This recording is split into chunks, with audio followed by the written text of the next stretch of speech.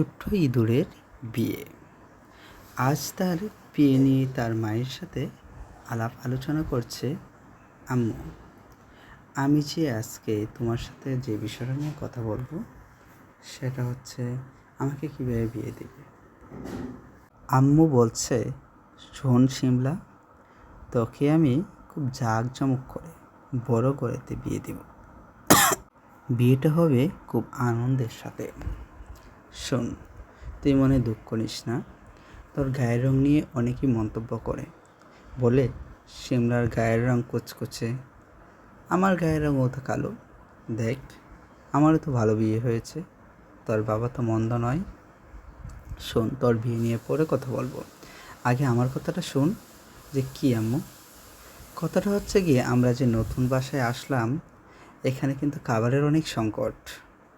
আজ না হয় আমরা পচা বাসিকে বেঁচে আছি, কিন্তু নতুন বাসায় যে আসলাম, ওই পরিবেশে আমাদের প্রতিবেশীরা আছে, ওরা দেখবে, শুনবে, জানবে আমরা এভাবে আছি।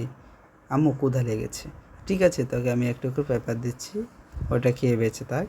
তার পরবর্তী সময় তোর বাবা কাছ থেকে ফিরুক, দেখি বাজার থেকে কী নিয়ে আসে। অবশ্যই নিশ্চয়ই চুরি ডাকাতি তো আর করবে না, পরিশ্রমের ফল হিসেবে যা আনে আমরা তো তাই খাবো। আমাদের গরিবের সংসার, একমাত্র মেয়ে তুই। নাম তোর শিমলা। শিমলা নামটা বড় আদরের।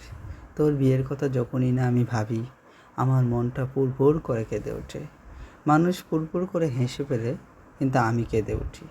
কারণ তো কি, স্বামীর বাড়িতে রেখে কী করে থাকবো। মা, তুমি কিন্তু বড্ড কথা বলছো, আমার চোখের কোনো জল চলে আসছে। শোন শিমলা, তোর বিয়ের কথা যখনই মনে করি আমার তখনই খুব খারাপ লাগে, কিন্তু তোকে তো বিয়ে দিতেই হবে, এটাই তো নিশ্চিত। আমিও তো তোর বাবার করে এসেছি। শোন শিমলা, তুই কিন্তু কখনো প্রেম করবি না। প্রেম ভালো নয়, ভালো ছেলেমেয়েরা প্রেম করে না।